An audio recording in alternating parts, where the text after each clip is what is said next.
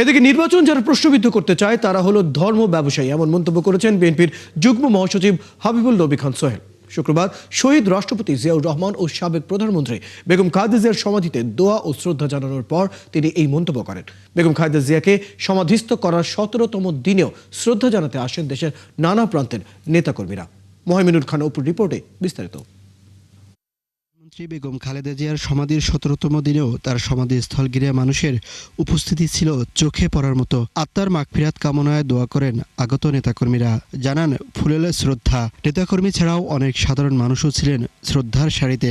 মানুষ কোনো হয় নাকি না হয় এরকমই থাকে আর কি। আমি এরকমই চাই আর কি, মানুষ শান্তিতে নির্দ্বিধায় চলতে পারে, মানুষের যেন বাকরুদ্ধ না করা হয়, এরকমই আমি চাই আর কি। ভালো একটা বাংলাদেশ চাই। আমরা এমন একজন ব্যক্তিকে হারিয়েছি যে ক্ষতি আমরা আর কোনো দিন পুষিয়ে নিতে পারবো না।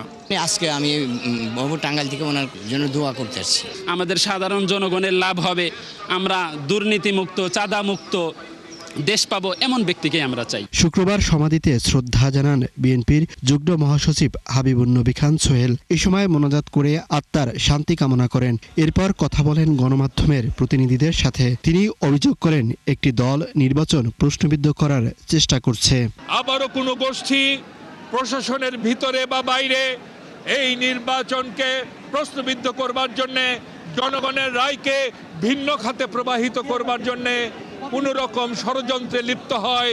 শহীদ জিয়ার সৈনিকরা প্রয়োজনে সেই আন্দোলনকে আবারও মাঠে নিয়ে আসবে।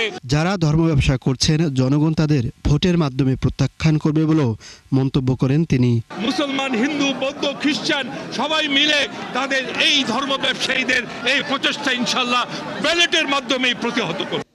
মোহাইমিনুল খান অপু, ৭১, ঢাকা।